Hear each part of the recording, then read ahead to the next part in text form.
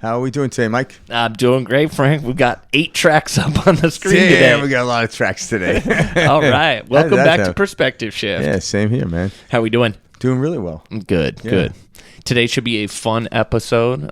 Frank and I were talking off air, and we were like, you know what?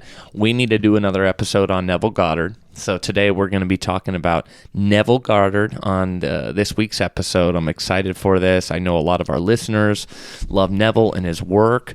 I know that Frank and I both are, also big proponents of the work. So it's excited to have him on today.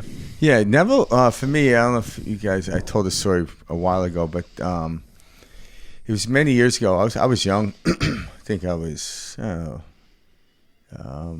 20 years old or so, 21. Okay.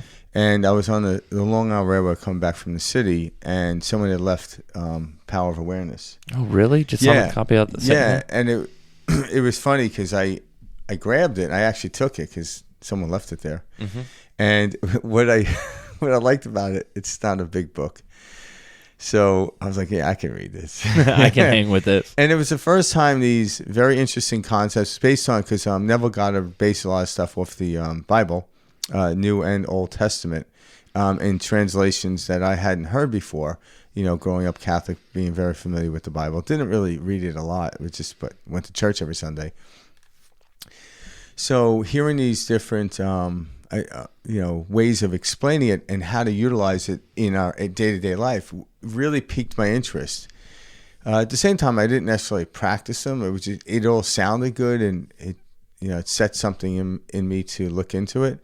But that's the thing is, we're going over these spiritual teachers and their translations of how to utilize the world that we're in.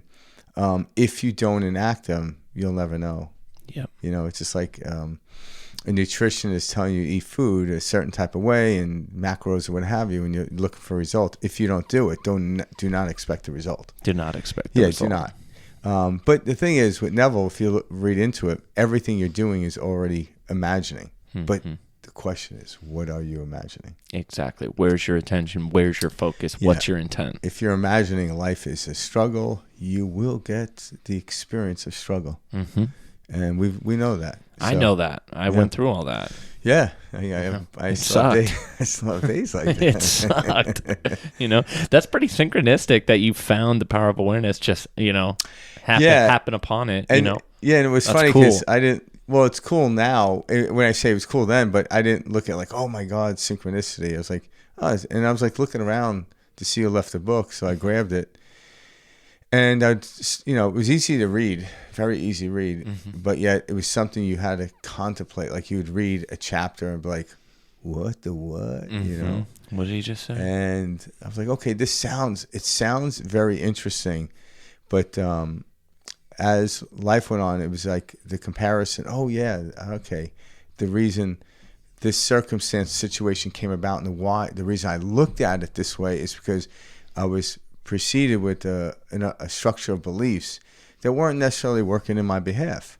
So it was able to explain it that way, although none of the stuff that you realize is going to pinpoint exactly what's going to happen, because everything moves in a direction of it will show you. That's why he says have the wish fulfilled at the end of start from the end, so to speak, but it's generating a feeling. How you get to there, you can't predict, nor would you want to. It will appear as it appears. Nor is it our job to figure that out. That's the weird part, is we've been taught that we need to figure things out our whole life. Yeah. That in order to start this journey, you have to know what you're going to encounter, what to be prepared for, and have a plan for the journey. And it's like we don't know what's going to happen. No, and the reason we gather that, and because I contemplate that a lot, well, why do we do that? Because, all right, say a situation happened to me and it was came across as preferential, right? Because everyone knows what feels good and what doesn't feel good. And then, okay, what preceded me having this experience? What actions did I take and what have you? And I go through all those, and then I create a regimen around those. And then to some degree, there's something about that does work. But ultimately, that wasn't it. What was the state of mind when it happened? These certain sequences just, seem to happen. the analogy I like to use for that, no matter where I am in the world, I can get to San Diego, say. All right. Now, if I was getting to San Diego when I lived in New York, it'd be a completely different way of getting there. And then say I moved to Arizona like I am now, if I still try to utilize the directions from getting to New York to San Diego, it would be impossible. Completely wrong. But there are, and say I was driving, say I was going to drive from New York to San Diego. There are cross-referencing points, but it's going to be when I'm in the vicinity of California.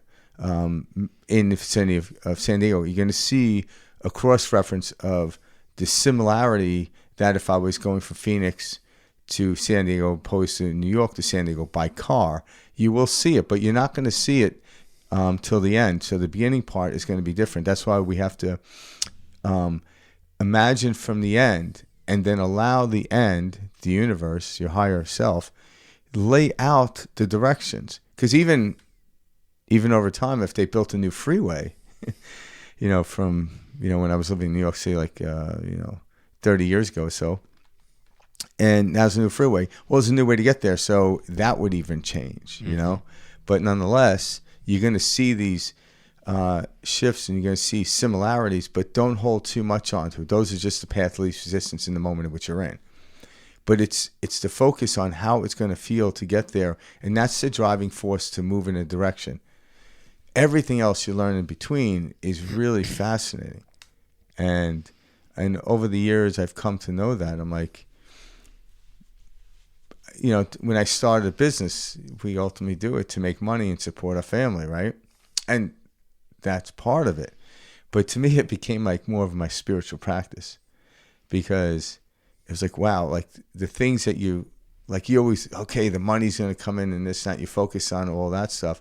But then these other challenges come in, and, sometimes it questions whether I'm doing this right or wrong. It's like, no, it's just every challenge allows you to look at it differently, either preferential or there's something wrong here, and that's for you to decipher. And Neville Goddard is really good at explaining what's happening there. Yeah, I love that you bring up the business front, because that's a great way to kind of showcase a lot of what he's talking about. So most of us, we don't start businesses because we think we're not prepared to start a business. Oh, I don't know how to do this. I'm not good at marketing, or I'm not good at accounting, or I'm not good at this. And so I can never start a business because I must know all facets of business in order to be successful. And that's just simply not true. And Neville helped me, see this. And then I began working with different people, and I started to see it for myself. Like, oh man, this, guy that I'm working with can barely tie his shoes, but yet he's running a business. And it's because he's aware, like, hey, I don't need to know how every single thing's going to turn out, or I don't need to, have a plan or contingency in place for everything. I just know I need to, change or shift the sail, if you will, and keep the ship moving forward. And so, like Neville, I love his stuff because when I first heard him, it's almost like it's too simple the way he explains it, and it's too easy to do. But it's so simple that it's difficult almost, because it's hard for us to have that level of buy-in that he's talking about, which is living in the end.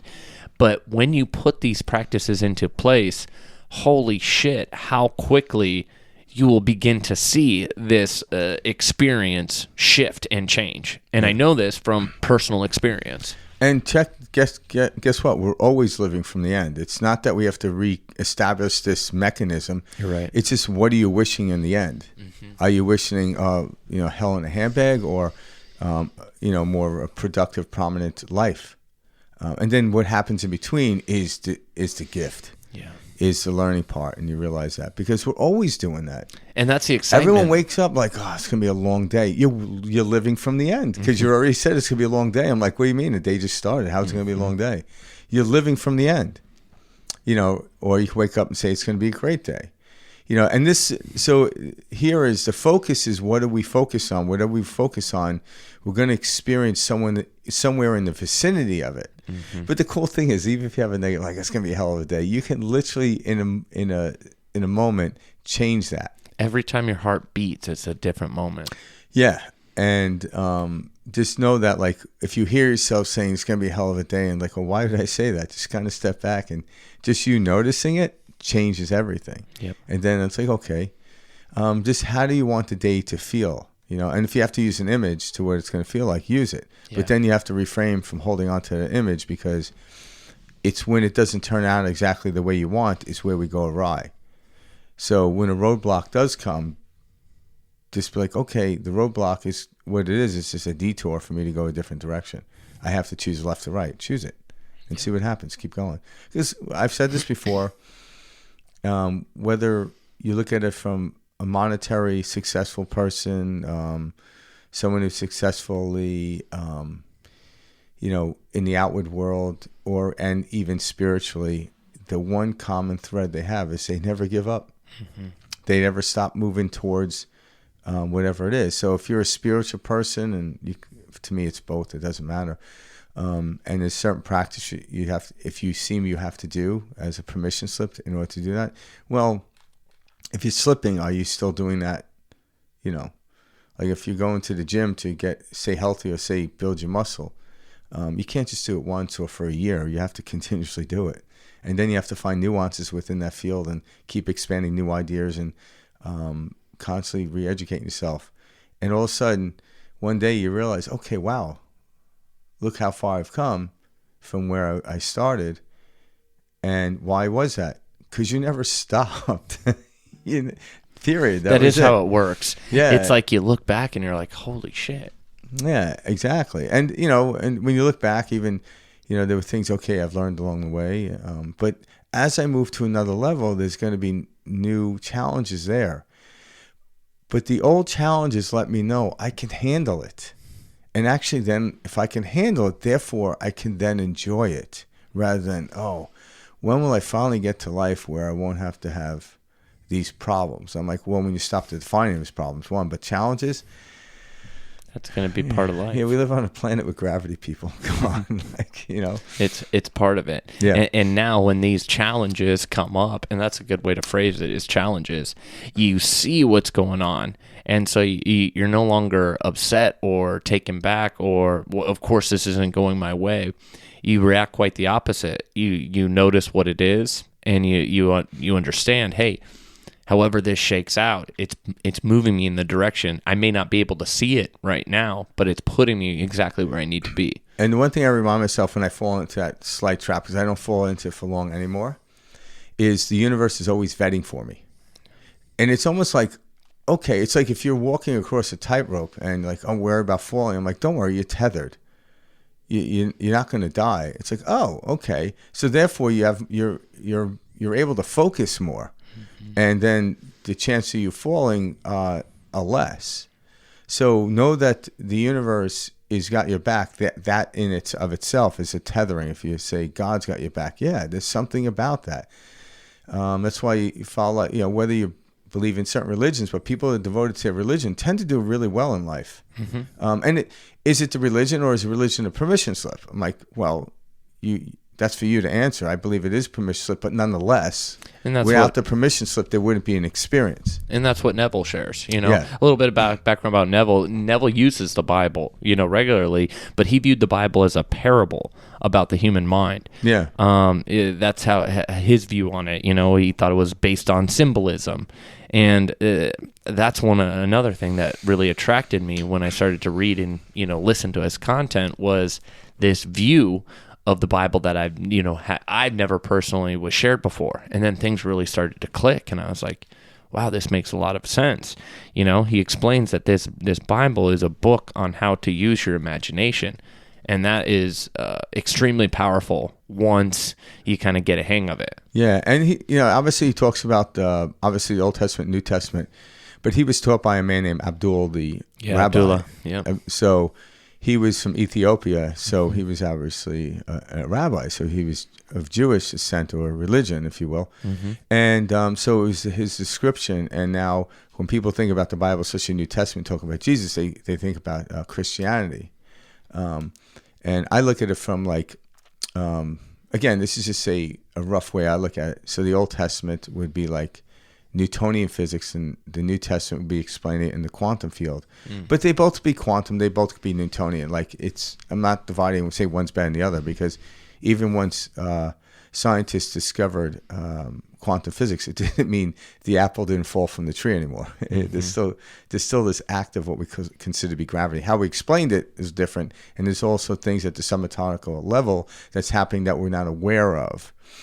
And we become aware of it, we can start to change within the Newtonian and make the Newtonian physics easier or more expansive, if you will. So it doesn't negate, quantum physics doesn't negate Newtonian. It actually starts to explain it a little easier. And that's what the thing about how I look at the spiritual journey here. It's not to like get to a completely different dimension or leave the planet Earth or and all its limitations. I actually bathe in the limitations because we are limited here, but I praise the limitations, not try to get rid of them. Now, within the limitations, how can I easily... Tight roping is a very limited field of walking. It really is, because there's a little cable. Well, how can I make that limitation a lot more simpler for me? All right? That's the goal there, not to like, oh, well, why not walk on the sidewalk? Well, everyone can do that, you know? So, but walking on a tightrope, that's a very limited field of space. But when I could do it as if I was walking on a sidewalk, there's some intricate part of us that needs detail and focus that wants to expand our organism. That seems to be something there. Why do we keep wanting to expanding? Because there's something with our organism that wants to expand in a preferential way. Yeah. You know, and that's, you know, why is that there? I don't know. I contemplate all the time, but I'll just give you my opinion, and it might not fall with yours, but the things I do know is when you keep moving in a direction, you gain momentum. That's physics. That's not even philosophy. Yeah. Gosh. Yeah. Well, I said we dive into our first clip of him. This clip, it's a good baseline for kind of what Neville stands for. Yeah. All right, here we go. Can you really conceive a scene which, if true, would imply the fulfillment of your dream? Just imagine it. Certainly you can imagine it. But the problem is, will you believe it? Will you believe in the reality of the thing imagined? If I can this very moment imagine myself into a state, any state at all, and dwell in it. Well, now what is dwelling in it? Well, I am dwelling in it. Well, that's Christ. And that is the resurrecting power of the universe. So if I remain in a state, I will resurrect it and objectify it in my world. But I have to select it and enter the state. If the spectator could enter into any of these states in his imagination, approaching the state on the fiery chariot of his contemplative thought, what would it feel like if it were true? How would I feel if I were now the man that I would like to be? How would I know that I could become it? Well, I first, as I assume that I am it, let me think of my friends, those who really would rejoice with me were it true. Let me imagine that I am seeing them in my mind's eye. How do they see me? If what I am assuming is true, they should see me as I am seeing myself. And if they are friends, they should rejoice with me. So let me now assume that I am seeing, reflected on the face of a friend, that which, if I saw it, would imply he sees in me that which I have assumed that I am. Will that work? Try it. I tell you from my own personal experience, it works. As we are told in Corinthians, do you not realize that Jesus Christ is in you? Unless, of course, you fail to meet the test. Now we are challenged. He said, come test yourself and see. Well, this is how I test myself. If Christ is in me, and all things are possible to Christ, then I must find out who he is. Well, I have found him as my own wonderful human imagination.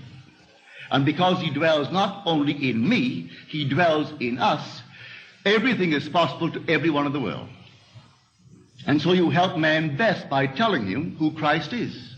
You could give him all the things of the world that he needs. He'll come back for more tomorrow unless he knows who Christ is. You can give the entire world to any one of us. They'll spend it, waste it, if they don't know who they are.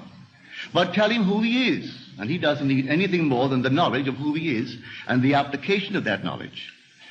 For we are the operant power. It doesn't work itself. I can tell you that your imagination is Christ. And maybe you'll believe me. But unless you actually take it to the point of working upon it and operating it, it means nothing. Well, if this night I really believe it, I would not allow the sun to go down in my sleep unless I feel myself right into the situation of the wish fulfilled. It need not a wish for myself. It could be a wish for a friend, for everyone in my world, because Christ dwells in all, and Christ is the true identity of every man. Then everyone must be myself pushed out. It can't be another if God is one. Therefore, I tell myself, as the seeming other, what I would do were I you. And instead of giving him the thing that he needs physically, tell him how to get it for himself. What would you feel like if now you were the man that you want to be? How would you see the world if things were as you desire them to be? Now, this is what I mean by living in the end. I love that. It's a good overview of exactly what Neville is all about. He covered some, pretty straightforward, statements here, but essentially what he's saying is select it and enter into that state. And I thought that was, extremely powerful, because what he's explaining is, okay, look, you want to have a certain experience. We have been living in a world that has taught us that you can't feel a state or experience a state until after it's happened. And that's just not the case. That's not how this instrument that we call a body, that's not how this imagination works. If we can imagine a situation, if we can begin to experience a situation, then that situation shows up. And we're starting to see like neuroscience, and science today begin to prove this. And what do I mean by that? Well, one of my favorite studies is the study where they took a group of individuals and they had them lift weights, I don't know, for 10 days or 25 days, whatever. This group of people, they all lifted the same amount of weight and they did it for X number of days. Then they took another group of people and they had them picture themselves lifting weight, and doing that same type of stuff, but never actually physically lifting any weight. And then at the end of this, let's just say 25-day period, they measured the results. And the group that had never actually lifted a weight gained almost just as much muscle mass as the group that did lift the weight. It was like, I don't know what the exact number was, but it was off by a few percent. One was like 26%, the other one was 23%, if I recall this. And it's like, holy shit. Yeah, they were college students. Yeah, and so you're telling me, we have evidence that, shows this, They told them too, you have to picture yourself working out, what it would feel like, the muscle breaking down, you gaining strength. But to see, this put in practice, like, holy shit, look at how powerful this imagination that we have is. And the thing is, too, as the study goes on, which it's also added in the study, the group that just the imagination, if they don't enact it, the imagination will disappear and they'll go back. Mm-hmm. So that's why in the field of imagination, if there is no, in other words, if you're not taking action on your imagination, it means you don't believe it's going to work. So yeah, for a short period of time, I can imagine my muscles growing and watch them grow. Again, they were college students, so maybe they were still growing. There's a lot of stuff around this that, can't be proven. But the group that actually was physically doing it was actually neurolinking their mental and physical tied together, which will create what we call a continuum. Because if I do something, like imagine it, and how long could I keep the imagination up? But when I enact it, I get lost in the action, and therefore you're more likely, because we've never seen a bodybuilder get up on stage and win a competition, never lifted weights. Totally. We've never seen a business person never start a business just by having checks and money come to them. Correct. We've never seen that. So it's not to confuse people. And also, too, when you go into the field of imagination, it's already suitable for the direction you're going to go. And what I mean is, there are people that try to debunk this stuff. And what they do is they come to me and say, because I had a conversation with somebody about this, and they're like, well, so what you're saying is I can imagine myself, being the center of, an NBA basketball, team, and I'm only 5'7". I'm like, well, that's not probable. It doesn't mean it's impossible, but are you doing this to debunk it, or what is it that you actually came here? What do you want to do? Because that's what it is. We gravitate towards things. So it's more about a feeling about something rather than, okay, I'm gonna click my heels and end up in this place. Yeah, and if just it doesn't to work, do it doesn't work. Yeah, it's actually a lifelong journey. So in other words, and it's not that it's impossible, because Spud Webb played in the NBA and I think he was 5'6", and he was in dunk contests too, the guy. Hell yeah. So, but what's the likelihood? Like when you look at the average basketball player, they're 6'7" and higher, whatever. So what's the likelihood? What's your passion? But a lot of people would try to debunk this by using that, and I'm like, well, it doesn't work that way at all. Now, what is it that you move to experience? Like we came here with this theme. That's when you imagine. That's my imagination side. It's not about, maybe if I saw Michael Jordan, gaining notoriety and attention, I'm like, okay, well, you could write a book and get that notoriety, attention, make a movie, or you could just simply get that notoriety, attention by just being a really good person in your family, type of thing. So you might be attracted to that part of it, but it doesn't mean you have to become the forward of the Chicago Bulls. Mm-hmm. Or point guard. I don't follow basketball that much, but you know what I'm saying. We get what you're saying. Yeah. So let's not mistake that. So move in a direction that resembles something that you're drawn to and attracted to, and then use the imagination to see yourself at the end, and then the suitable situation, circumstance based on where you are, your beliefs will show up. Just like if I put an address in my GPS to a place I've never gone before, but I want to go there because maybe I've seen a picture, I've heard about it, or what have you. The GPS knows exactly what modality, which in this case vehicle, I'm using.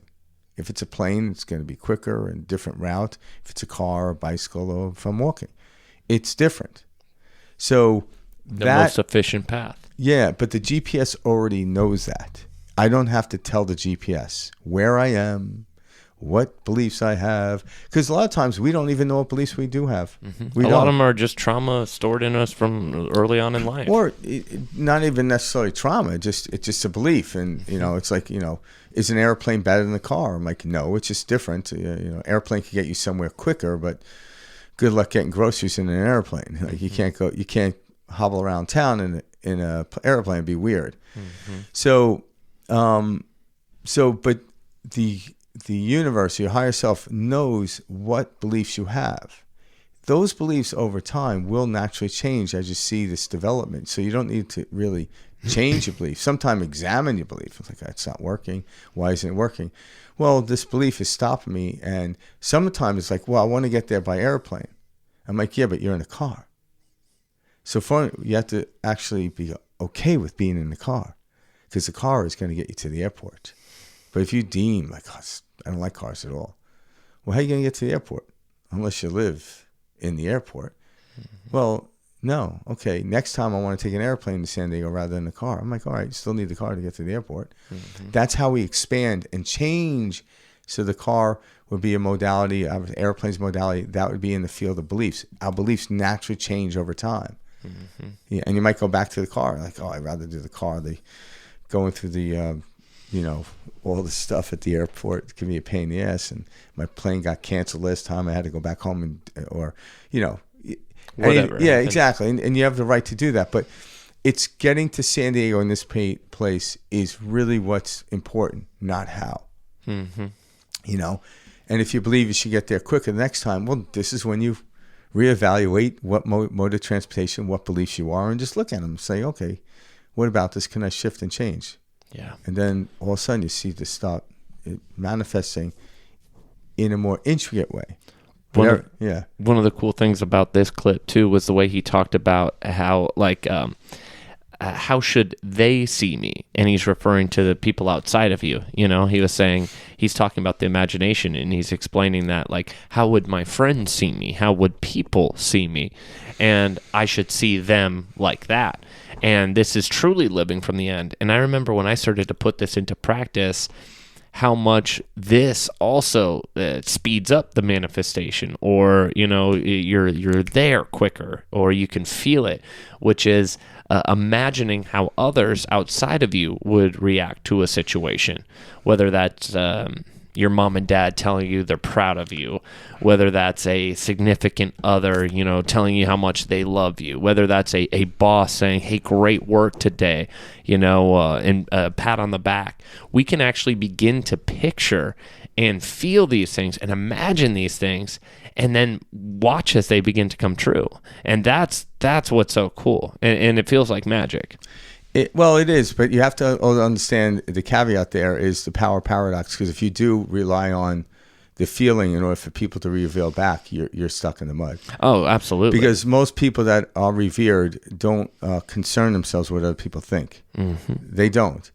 But then then someone like telling you back, like, hey, you're doing a great job, is just an indication that it's working. So they play together. Mm-hmm. It's just that, and Neville's talked about this before, where like he didn't mention it in this segment, in that series of conversation he had, but you don't hold somebody else's value, because you can get someone that's grumpy, that's because a lot of successful people that had friends are jealous, and therefore if they listen to them, they'll end up not moving where they're from. So absolutely, yeah, but like there is a way to like look at people. It's more like imagining the scene, and it's getting into that end state. And when you imagine this scene, then you're not surprised when this scene begins to kind of shake out and you start to see, oh, wow, I normally never got along with my boss or this individual or whatever. But as I began to, live more from the end, where that wouldn't be an awkward relationship or a trying relationship, that relationship actually changes. So you're actually physically changing things, with imagination. Yeah, but you might not necessarily be changing their perception, but you're changing the way you look at it. So if everything, the way people look at things are neutral in basis, they might not think that, but if I change the neutral and someone says something to me and I could take it as like constructive criticism now rather than criticism, mm-hmm. that's what changes it. Yeah. And then what happens is, if I don't fight back on them, my career, so to speak, or my relationship with them advances. Mm-hmm. So that's why it's like you have a myriad of friends, and some people are like, how do you hang out with that person? I'm like, because their actions and the way they look at life doesn't bother me, but someone trying to view it from all different angles. So if I needed every one of my friends to think alike, that is where it's problematic. Mm-hmm. And that's really what it is. But you can see why you become attracted to different people over time. It's like, wow. Why? Because the less I judge, and this is where the field of paradox comes from. That's where the great power is. Mm-hmm. All of a sudden, no matter whom I'm around, I can converse with. They have interesting points, just like me, but it was my judgment of them judging me that kept me back from my true journey. And that's okay. I have control over that, but I don't want to prey on someone having to worship me in order for me to do that. Mm-hmm. That becomes problematic. Absolutely. Yeah. Let's see what the next clip is. All right. Tonight's subject is live in the end. I dare say that everyone here would say yes to the statement of Scripture, with God, all things are possible. I don't think you'd be here if you did not believe in God, and the God to whom all things are possible. But maybe we stop right there and we separate man from God. And my purpose is to show you that we are not two, that we are one. That God actually became man, that man may become God. So let us now tonight give you my reasons for my claims. We turn to the book of John, the Gospel of John. And we are told that the Word became flesh and dwelt among us. Well, that's a mistranslation. The word translated among is the Greek preposition in, within. The Word became flesh and dwelt within us, in us. John used the plural us. for the nature whereof we consist. That the Word of God, which is defined in Scripture as the creative power of God and the wisdom of God, did not take upon itself some one person among men, for then that one assumed would have advanced and no more. But Christ, to save all, did not make this man or that man his habitation, but dwelt in us. That same creative Word that created the universe and sustains it dwells in us. Therefore, with God, all things are possible. And therefore, with man, all things are possible. So he states it in one book, Matthew, with God, all things are possible. But in Mark, he states it, all things are possible to him, meaning man, who believes. Can man believe? So this creative Word is in us. Well, what is this creative Word? It's your own wonderful human imagination. That's Christ in man. Yeah, I like that, because a lot of times, too, we kind of separate ourselves from this imaginative world and say we're separate from it, but we aren't. Just like a sun ray is not separate from the sun. It's a mere focus on, in this case, a part of the planet. And every other sun ray has its own journey away from the sun, but still connected. And that's how you look at it. And, getting back to even talking about what we were talking about earlier, when even I put out there on how somebody else is going to look at me, there really is no other out there. Mm-mm. It's how I perceive it. So if I perceive someone's insulting me, I'm therefore insulted within myself. So as we start to change that, yes, behavior in others will change towards you, but that's a perception and based on where things are. And that's why you hold the power of paradox in that field.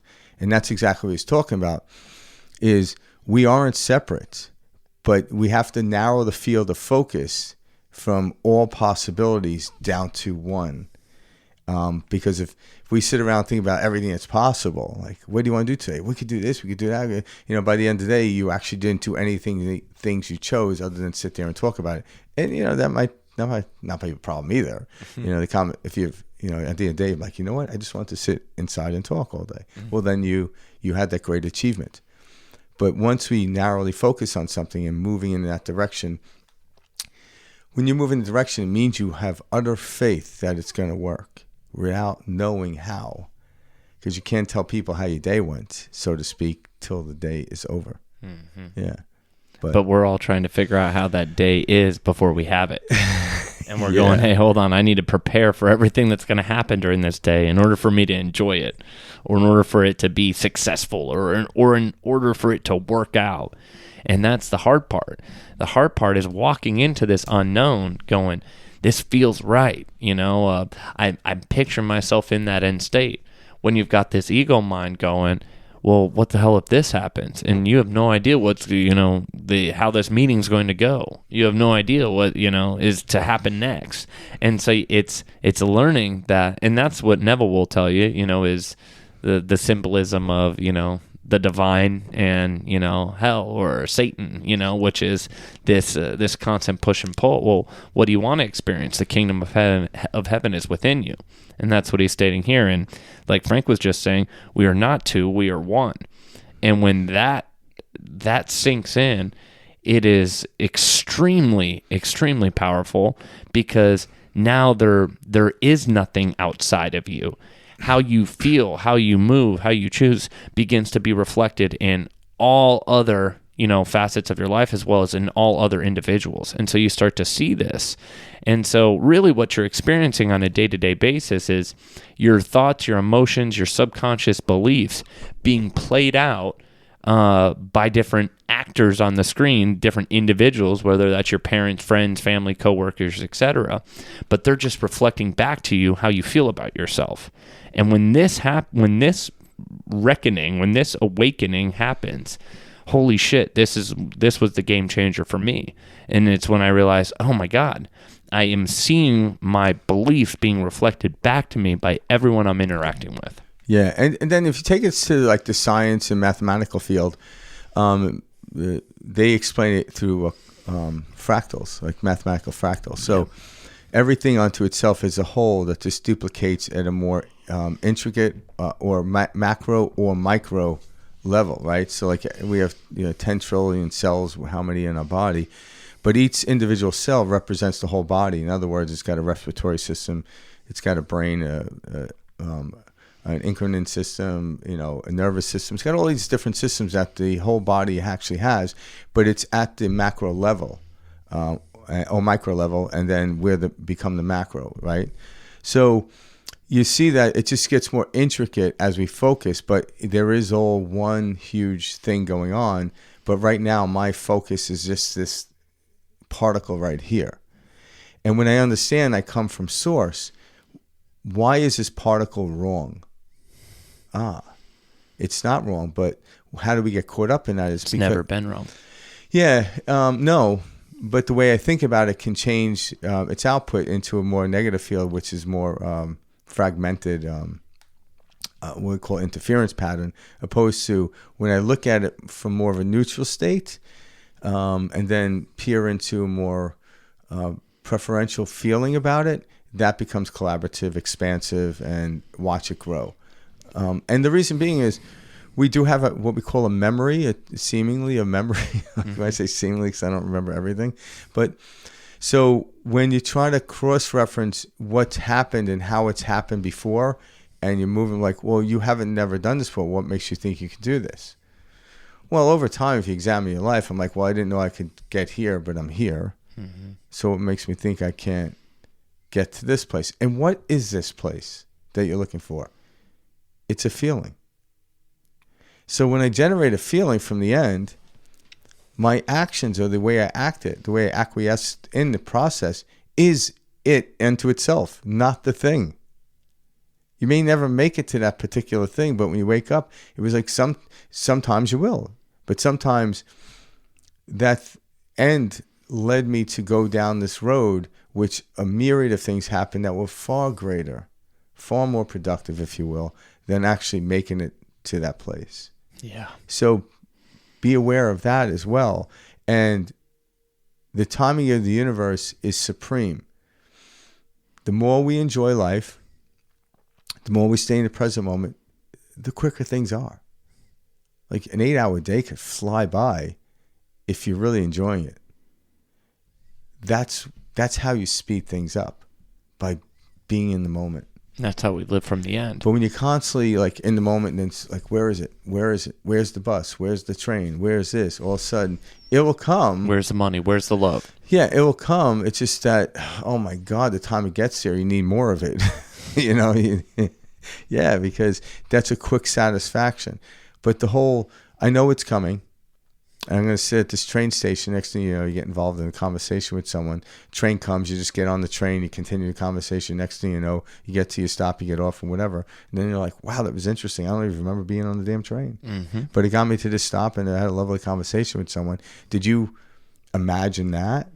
No, the imagination was the feeling that I go through this world and then all of a sudden these things open up and I'm like, wow, this is crazy. But yet then there is something, because like, okay, I want to write a book. Well, now you have characters to write a book about because you got on the train and met that person. Mm-hmm. So it does feed into something. It's not like pointless and aimless. There is something out there that's bigger. But so like if your goal really, like, what is your goal? Well, if I live to 90 years old, to have an interesting life to explain and leave behind. Well, stop trying to get that done. Mm-hmm. Like, a lot of great books, and even great movies, if you realize how long did it take to make those, right? It took quite a long time because the intricacy of it, and they weren't rushing to it. Some really great stuff happened quickly, mm-hmm. but I don't think they're like, we got to get this done in 60 days, And you see that happen with music, the way songs come together. Oh, yeah. Like that's what that kind of reminded me of when you said that. Yes. It'll just kind of pour out and everyone's like, what just happened? Yeah, and it could literally come out, in a moment mm-hmm. where the person was driving a car and they weren't necessarily in the studio near the control board when it happened. The trick really is just to get out of this state of constant, like, looking for something. Well, that means you're not present. Yeah. So it's always being in the present state. So in the present moment, I could foresee, like, okay, I want this day to feel good. And I know it's going to feel good, but I don't know the situation, circumstance, exactly how it's going to happen. But all of a sudden, you go into that, like, okay, I feel good, utilizing the imagination, God, if you will, or Jesus, whatever way you want to explain it, the Christ within, I should say. And then almost forget about it, and then go throughout your day, and then all of a sudden, the synchronicities, what I've learned, they show up letting you know you're at the exact vibration in which you warranted yourself to be. And then this is what as things open up and you experience them, you're continue going down this direction. So every once in a while, like if you're driving a car and you've never been to a particular place, it's kind of nice to see, like you got your GPS and it keeps telling you, but a lot of times you get on a freeway, if you're moving in the right direction, the GPS doesn't really say anything. But every once in a while, then you'll see a sign that says, yeah, San Diego, 150 miles, where the GPS didn't tell me that. Because the GPS like, well, unless you went off track, I'm not going to say a damn thing until you need to stop moving in this direction. But that outward synchronicity is like, yeah, okay, it's another reinforcement. So the universe is entirely reinforcing, but the physical world will present itself reinforcing. Like, because if you're in business and it's failing, you are imagining and you are taking wrong action. Like, don't try to sit there and click your heels and end up in Kansas when this is the moment in time where, okay, what can I do? So we're taking this to the practical, to the streets, as they say. Yeah. Because otherwise, most people that I've talked to over the years, when the secret came out, they sit on the couch and they imagine stuff and they meditate. And I'm like, that's great. But they're like, but I got to tell you the truth, my life hasn't changed for the better. And I'm like, well, did your life not change for the better based on your definitions of how it ought to have changed? Or are you giving conception to something but not giving birth to it? In other words, you could be conceived of a baby, but if it doesn't give birth, it becomes stillborn. And what's the translation of conception to actually having a baby? It's actually acting on the energy that it's given to you.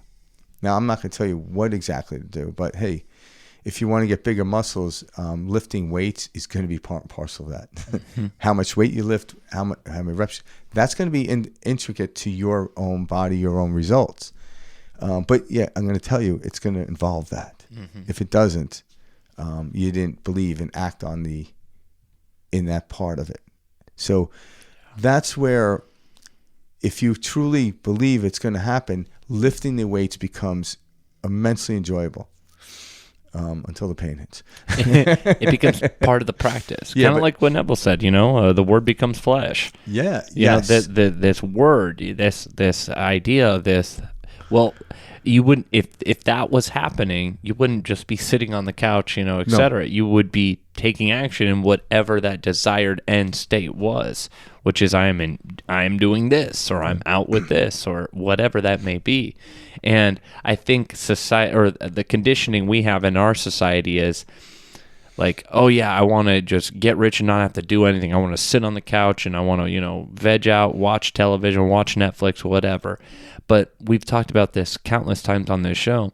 Do that for 2 days and see how you feel. Yeah, because you don't have to be rich to do that, by the way. Netflix is about $15 a month. Yeah. Like, come on. And you're literally going to say, hey, I need to That's get called up. an unemployed worker. They don't make any money. Exactly. And they're doing it. It doesn't feel good. It's like a numbing almost. And you kind of get in, there's like, I remember that feeling where you're like, and like you're, just after that episode ends, your problems you start to think about them, or what you could be doing or should be doing, and then you just start another episode just to escape it, Yeah. And it's like that constant dopamine chase. And also too, don't value the things that you stocked up and stored in the outside world as success. It's the experiences and the way you feel about it is the success. Because even Neville Goddard, I heard him talk a lot. between reading his books and pretty much, I think I've listened to everything he actually has recorded out there over the years. He has some awesome stuff. Just like I'm 56 right now. I'm about to turn 57, and I've been listening since I've known about him since I was 20, which is crazy. Yeah, so I realize like he'll even say like, yeah, money doesn't concern me. So he was never like an ultra wealthy person. He wasn't poor by any means, but he was an ultra wealthy person. So but that wasn't his joy. I could tell you what his joy was. It was lecturing on the Bible. Like talking about this stuff was his great joy. So in that, he was immensely successful, and he did that well. But he talked about like, because some people are like, why aren't you a billionaire if these practices were? So he goes, well, money doesn't really, for like someone like that's ultra wealthy, money is their thing, and there's nothing wrong with that. Like, there's nothing wrong with that. That's their thing. So they're using these principles to get billions of dollars. Nothing wrong with that. But Neville wielded it in his own way, and that's what was so cool. Like in his different stories, like literally how he was discharged from the army. The honorable discharge is mind blowing. What was mind blowing is he did that from thought alone. What was mind blowing is he got pulled in when he was 38. I'm like, right. And he says that. He said, I was too old to go. Yeah. But anyway, he used the imagination of being back in New York, sleeping in his bed. Now, how it went down, he couldn't have predicted that. No. Like, he asked actually to be. But he didn't waver from that state. Yeah, he asked to be discharged. And they denied him. I think the captain or the colonel, or general, someone said no. But then he went in, it's like, okay, I'm not going to give up on this. And he imagined what it would be like to sleeping in his bed. And so think about this. If he went to sleep in some bunk, I don't know, one night, but yet he was imagining he was sleeping in his bed in New York. He probably got a really good sleep that night. Yeah. You know what I'm saying? Like, and he probably woke up in that end state feeling great. And then next thing he was called in and he was honorably discharged to go home. It's like, oh, wow, I didn't know it was going to be even that quick or what have you. It was marveling over the synchronistic aspects of happening, because it could happen in different ways, is what gives homage. It's like it's the universe giving you a gift that you really didn't necessarily ask for, but you did, but not quite the way it came, right? So it's almost like when you ask somebody, hey, what do you want for your birthday? I'm like, hey, I want this. And they're sitting on the couch with you and they order it on Amazon. So it's coming. It's cool once you get it. But when someone just, maybe they looked at your Amazon account and saw that you put something in the shopping cart, but didn't tell you, and they came, that's cool. Like it's something like kind of like that, but it even gets greater than that, where like I was thinking about that, but I don't really deserve that. I can't afford it. Or you know what? I'm not going to really force it right now. See what comes. I don't even have the thought that I don't deserve it. That's just ridiculous. So and all of a sudden, someone gifts it to you that was unexpected. I'm like, damn, that's really what we talk about. That's what all the books are written about. Is that not okay? This is how it has to come. Because Newtonian physics, if I want something, I can go get it and go that route. But this is not a lot of like, I went and got toothpaste today. It was the craziest thing. I walked in and it was right there. Like it was a synchronicity. I'm like, yeah, well, or like, I'm like, okay, I need to pick up toothpaste. And I go somewhere and, there's a box of toothpaste on the floor. Like, oh, this is interesting. As long as it wasn't open, I'll grab it. But I see how you're explaining it, because there's levels to this. Yeah. And as you start to, most importantly, put this into practice, you'll start to see that. And it's there that, you begin to strengthen your own imagination, because you begin to see just how much this works. And Frank touched on this in the beginning of the show, and I just like to bring it up because it's so true. This is always happening. We are imagining right now. We are manifesting right now, whether you like it or not. How you're thinking, what you're focusing on, this podcast that you're listening to, wherever you're driving or heading to next, or whatever job, stress, upcoming project, this, that. You are creating right now. We're participating in this. And so really the trick is to relax. Yeah, because know this, everything is already created. Me and Mike we're just stepping into it. Like if I turn the radio on, I didn't have to write the song and create the music. It's already there. And every song that's known to man at this moment in time is somewhere playing. And obviously, as we get better at this, I can now, with Spotify, I can go directly to a particular song. Where when I was a kid, you turn on the radio and just pray to God that the DJ liked the same music you did, and there was variances of whatever, So it's, what are we creating? The state, how we feel, and then the physical stuff and what we call physical stuff show up in that state. They were already there. But when I'm on the third floor and I go to the fourth floor was already structured. My shift is going one floor up and seeing a completely different set of circumstances and situations happening. That's it. And if I go up the fourth floor worried, everything's going to seem worrisome. But if I go up to fourth floor excited, everything's going to be exciting. But I just stepped into that field with a different look. And then, obviously, the fourth floor looks completely different when it's exciting opposed to worrisome. Mm-hmm. It does. It really does look differently. So I didn't like the fourth floor. I'm like, I love the fourth floor. Well, that's the trick, too, is you start to, you begin to appreciate any floor because you see that it's all working in your favor. Yeah, and that really is, if you need discipline, that's the only discipline one should have, is why not look at it as best as you can and watch what happens, because it is momentum. The more you play the guitar, the better you're going to be. The goal isn't to become the greatest guitar player ever, or maybe it is, but that's not for you to say, by the way. But you just keep playing. Like Eddie Van Halen, I don't know if he was trying to become the best guitar player of his time. Some people might argue, but he ended up becoming that, in my eyes anyway. But then as you get older, look at it and like, what really is the best? And there's a whole nother field. But he just kept practicing. I read, I remember reading articles about him, how he would literally walk around all day in his house with his guitar strapped to him. That's so he was funny. always playing. And so when an idea came of how to play the guitar, it came across. He also learned certain ways to his dad, but he expanded upon that. Mm-hmm. So he was naturally always going to excel and get better. Why? Because he had the thing strapped to him all the time. So what do you have strapped to you? Mm-hmm. Right? No, seriously. Ask yourself, what do you have strapped to you? Negativity, like things that you don't want? Or do you have strapped to you things that you do want? That Goals, is ambition. our work. Mm-hmm. What do I want? Like, what do I want to experience? How do I want to feel? Strap that to you and walk around with that. And again, it might feel a little weird. It might feel a little stupid. It might feel a little, I'm making this up. I'm lying to myself. That's just the old brain pattern. That's the old habits. I imagine like when Eddie Van Halen decided, like, I'm going to strap the guitar to myself and walk around the house all day, he's banging into walls and stuff like that. But after a while, he probably felt like he didn't have it on. And when he walked through a doorway, he just naturally turned sideways. I'm just using it. I don't know if this really happened. But it was a part of him. So his guitar didn't bang into anything. Yeah. And then at the times, it felt like he didn't even have it. Mm-hmm. He didn't even have it on.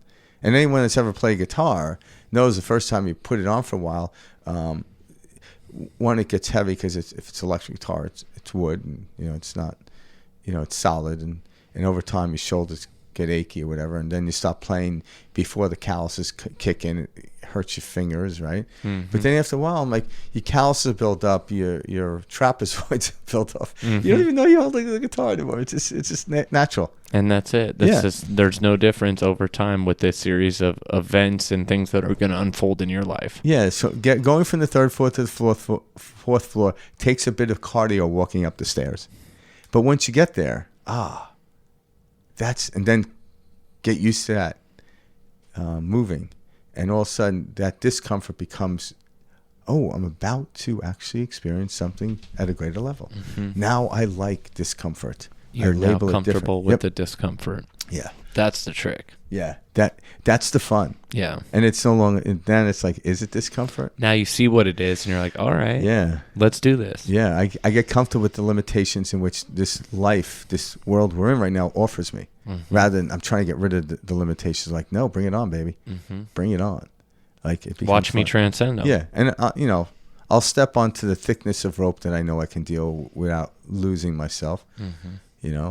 But yeah, and the goal isn't necessarily to type rope across the Grand Canyon, but if it happens that way, so be it. Yeah, I love that. Let's jump into this one.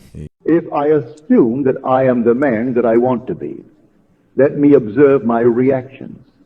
If they are as they were, I have not identified myself with my choice, for my reactions are automatic. And so if I am changed, I would automatically change my reactions to life. So the changing of the feeling of I result in a change of reaction, which change of reaction is a change of environment and behavior. But let me warn you now, a little alteration of mood is not a transformation. It's not a real change of consciousness, because as I change my mood, for the moment it can quickly and rapidly be, I would say, replaced by another mood in the reverse direction. When I say that I was changed, as that gentleman changed his mood, his basic mood, his state of consciousness, it means that having assumed that I am what the moment denied, what my reason denied, that I remain in that state long enough to make that state stable, so that all of my energies are flowing from that state. I am no longer thinking of that state. I am thinking from that state, so that wherever a state grows so stable as to definitely expel all of its rivals, then that central habitual state of consciousness, from which I think defines my character and is really a true transformation or change of consciousness, whenever I reach that state of stability, watch my world mold itself, then in harmony with this inner change. And men will come into my world, people will come to aid, and they will think they're initiating the urge to help. They're playing only their part. They must do what they do, because I have done what I did. This is exactly what we're just talking about. And that's a great clip. I never heard that clip. I didn't know you lined that one up. But so if I was to be on the third floor and I'm comfortable with the third floor, and I imagine the fourth floor, and I go up to the fourth floor and I get up there and there's a discomfort because it's disoriented because I've never been here before. And then it's easy for me to walk down the stairs and be in the third floor. So you have to overcome the discomfort in order to become more comfortable, because that's what he asked for. And that's what he's talking about. Yeah, I can do a couple of things to feel really good in the moment, but what's sustaining that level? So I want my levels to keep changing, not go from here to here. A lot of people live here and go here, and then what happens after a while, they're just like, why leave when I'm going to end up back here? Mm-hmm. But if I can live life this way, there's always a higher peak and a little valley of discomfort. So the valley would be the representation of discomfort, of going down to get higher. But when I notice the trajectory of my life or experiences are this way, that I'm like, yeah, I'm going to keep going. But if my trajectory is baseline, I'm just doing this, eventually it's going to do this. And now it's not even a baseline, it does this. So that's what we have to be careful about. It's like act on. I'm like, yeah, it's uncomfortable. Get used to it. But now when you do it more and more, the discomfort it's the fun part. Exactly. Yeah. But one of the things that I love that he said here is he explains that if I was changed, then my reactions would be changed. And that is just so powerful, because it's true. Everything. So if something is going right the way non-preferential, or the way I'm not deeming it to go, but I know that I'm living in the end state, would that at all upset me? Absolutely not. No. It would simply be flowing, and you would be just fine with it. Yep. Again, if you had $5... There's your state. Yeah, and that's it. Like Mike nailed it. You know, if you have $5 in your pocket, and prior to doing this work, you're like, okay, $5 is impoverished. But then you could say, no, how can I change? I'm like, $5 is I don't like an abundance. All right. So in the world of physics, if I deem $5 to be abundant, it naturally will grow in the direction of what we call abundance. So it'll go from 5 to 10 to 20, what have you. Continue. Yeah, continue. But if I deem the 5 to be lacking, it will turn into $2.50. Now I owe $5. There is no state of staying in a direction. And that's where most of our salaries, most of our expenses, all of that go, is the place that you're talking about right now, which is the majority of people say, I'm not making enough money. I'm not able to save. I'm not this. And those are the statements that are pretty much, common practice, at least in our Western culture, especially with housing prices and, wages and inflation and all this. We're constantly focusing on this narrative about how I don't have enough. And then we're so surprised when the world shows us that there is not enough, whether that's, with your grocery bill, you're going out, family, whatever. But it's how we talk to ourselves on a daily basis and what state that we want to live in. Like, we're all essentially telling ourselves, the opposite of the example Frank just gave, which is not this $5 is turning into abundance. We're saying this isn't enough, and we're surprised that it's dwindling away from us. Yeah, and if you're waiting for that $5 to turn into 10 in order to experience abundance, it won't. It'll turn into 250. But let's bring this higher understanding of how the quantum field works down to a very pragmatic setting. Anyone that's successful in any bit of business overextended themselves at the salary they started at in order for the owner of a business or an investor, say, to say, I want to give you more. They didn't get more. Like, I'll do more work. I'll stay later if you give me more.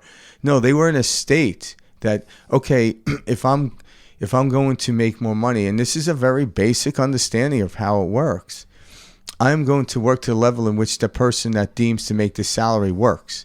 That's when it happens. You're acting as if. And then you do that, and all of a sudden, the universe recognizes it. So, and then when you get really good at it, you make it, you enjoy it. So if you work in 15 hours, who cares? You're enjoying it. Like, you're hanging out with your friends for 15 hours. It's the most amazing thing in the world. Why aren't you enjoying it? Because you don't see value in it. You don't see value in your actions in the world. And so therefore, you wonder why you're in this merry-go-round, you keep ending up here. It's going to make you dizzy. Man, that's really powerful. I didn't think about it like that until you said it. But yeah, when you're shortchanging things, it's because you're not seeing value in them. No, you're not. So if you don't like your job, what are you there for? But that's also like we do that unknowingly with like our family, our friends, our kids, our significant other. We shortchange the experience because we think we need to be somewhere else to make more money or to be I should be doing this. God. Like, that was really wow. And because that's how I want to take. Like a lot of these spiritual things I've learned over the years. I'm like, there's work there, but there's also this practical side that if you don't do it, it doesn't work.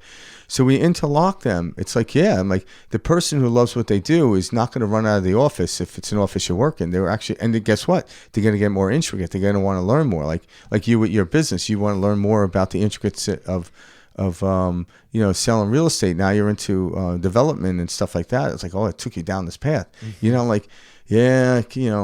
Keep selling houses and I got to wait for somebody. You just keep going down this road, see where it takes you. Like, the excitement of learning new things within the field of real estate took you down this path that you never knew. Like, wow. So then there are other people like, well, the market's not doing good. The interest rates are up, and oh my God, hopefully when if a new president gets in, things will change. I'm like, really? I hear that Is crap that all what the time. Doing? Yeah. Like, don't keep giving our power away. Yeah, don't get to an edge of a cliff and do the sign across and jump, hoping there's a parachute on your back. Seriously, make sure there's a parachute on your back. We're all just sitting here going, outside. This can't ever change because this has to happen. Yeah, because if you can't tie this higher way of thinking into practical life, there's a disconnect. Because the people that are successful and they talk about this, like the Tony Robbins, there is a spiritual side to it. But this practical side is he just keeps moving, whether it's comfortable or not. Mm-hmm. You just keep doing it. And then all of a sudden it's like, now what you deem to be uncomfortable is no longer that uncomfortable. Yes, it's challenging, but what's challenge? Challenge keeps me conscious. If I drove to work the same day, everywhere, I could practically sleep at the wheel, But if I'm staying conscious as I'm doing stuff, so doing something new, if I went a different way to work, I would have to be a little more conscious. There's something to be within the field of our organism to keep generating a new, expansive imagination like Neville Goddard. It's not the same damn one every day. Because everyone imagines every day. It's like, in order for me to get to work, I had to imagine the drive to work. I had to. You just don't notice you're doing it anymore. So just step out of the zone. Just do a little imagination over and above where you are and watch what happens. Watch accelerate it. It's going to be uncomfortable at first. So who cares? And when we say uncomfortable, it also means it feels like you're like it's stupid. It feels like weird. It feels because I remember going through this type of thing, being like, "Am I lying to myself? Like, what is this? Like, this just feels dumb." Like, I remember all that, so I want to voice that to you guys because I didn't hear many like spiritual individuals say that, and that would have been very helpful. Like, hey, you're gonna feel stupid. Hey, you're gonna feel like this isn't working. Hey, you're gonna feel like this is all bullshit. But that all that is it's the old program saying, hey, whoa, you normally are thinking this way. Why are you going that way?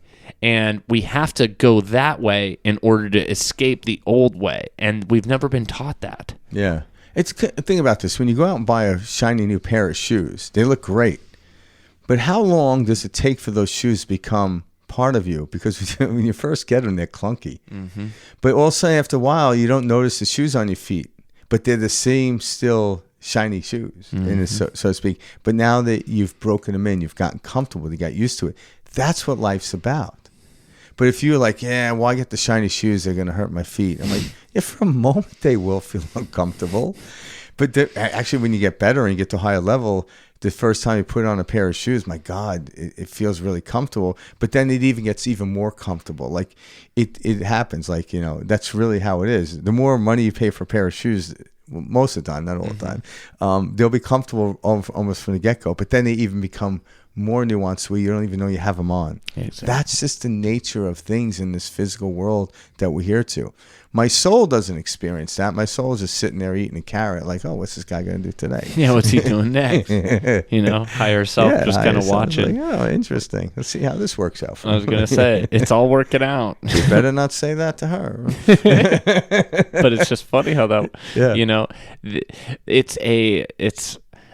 this is a do-it-yourself game is probably the best way I can say it to people. You're not looking for something outside of you. You're not looking for, somebody to come save you. You're not looking for somebody to, open this door. You come to this point where you realize, oh my gosh, this is all me. And the direction I want to go, where I put my attention, where I put my focus, where is my imagination? And when you're honest with yourself, then things start to change. Yeah, and how many teachers like Neville Goddard and numerous other ones have to keep saying the same message in order for us to step into the unknown and experience it in an upward position, right? Again, till you get it. That's why Mike and I... And it's not so much get it, because I remember when I got it, it's when you start to apply it. Yeah, but... because so many people stay in this, just soak in. Remember we were talking about Jesse Starr today, saying that? Yeah, but the thing is, what I want to clarify is how we define getting it. So when someone says, I intellectually get it, I'm like, no, if you actually intellectually gotten it, you would actually be doing it. You have a concept of it. That's different. So, yeah, there's concepts like, yeah, I could see how this works. But having a concept of how you could see how business would work, but actually doing it is completely 100% different. It is different. And in order to intellectually talk about how business works, I must have had done it. So I can't just intellectually know something and say, but I don't do it. I'm like, no, you have a concept. I could see the concept working, but it means you didn't do it. Because you want to go beyond concept to actually make it real. Yeah, and that now I have nuances to explain it. Am I done? Hell no. There's more I have to learn, or more levels I'm going to go to where I naturally will acquiesce with the learning of that. And that's where the game really lies for me. But yeah, if you're not seeing a result, it's letting you know that this might not be the best. There's something missing here if I'm not getting a preferential result. There is something missing. And usually it comes down to some sort of lack in belief. Where is that lacking? Where is your mind at? Where is your imagination at? Why aren't you allowing yourself to feel that feeling? Where are we getting stuck? Yeah, because when your imagination aligns with your beliefs and you allow that, it really worked. When it doesn't, my imagination. I want to experience this, but there's a belief in there that's holding me back. That's like the I don't roadblock. deserve it, or I'm not good enough for this. And good luck trying to scrap your imagination because it's going to haunt you. It Oh, will. yeah. But what you can do is you can look at that belief and say, okay, how can I augment this belief? Is this belief serving me anymore? And don't toss the belief out the window, but coax it down the stairs one step at a time. That's kind of a quote of Habits from Mark Twain. But it's the same thing. It's like, yeah, look at it, examine it, and what can you let go of it? Because your beliefs are within you. Don't dishonor them because, if you believe you can't fly, you better have a parachute on your back. Trust me, But having that, okay, what about this belief is stopping me? How can I augment this belief? You have to sit with it. You got to honor it. And once you honor it, I can get to the 4th floor because there's a stairwell. I was waiting to levitate, and that doesn't seem to work. I'm like, well, there's a staircase. No, I want to levitate. I'm like, oh, good luck. I'm going up the stairs. I'll meet you. And then like, what's wrong with taking the stairs? Well, I want to levitate. Like maybe at some point you'll be able to levitate. I'm not saying you can't, but the stairs is there. It's a little more arduous than levitation, I imagine, because I've never levitated. Maybe in a dream I had, but Funny how we do that. Yeah, like every time I step on the scale, I'm like, I just keep getting heavier. Like, so levitation's obviously not working. Go in the opposite direction. I try to think like, okay. And keeping me more grounded. I don't give a shit about weight anymore, but it's just funny. Like, if I think light will happen, I'm like, oh, shit. I just don't step on the scale.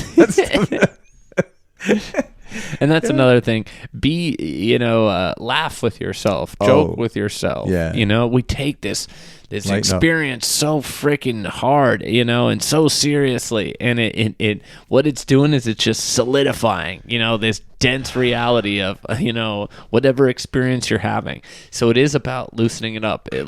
Have fun with it. It's about relaxing. Yeah, so take Neville's work and have fun with it. Yeah, that's the don't biggest. Be like, I'm thinking thoughts, and by the end of the day, something better happen. I'm like, that's crazy. And do this imagination. Fun. Start with something fun and small, and because everything. You'll be like, holy shit. And then one day you realize everything is fun and small. Yeah, exactly. That's what my wife tells me. At the end of the day, everything is. Great, perfect way to end the show, Frank. Great joke. But yeah, this week was awesome. We love Neville, so we wanted to really bring him on. We've done one episode on him in the past.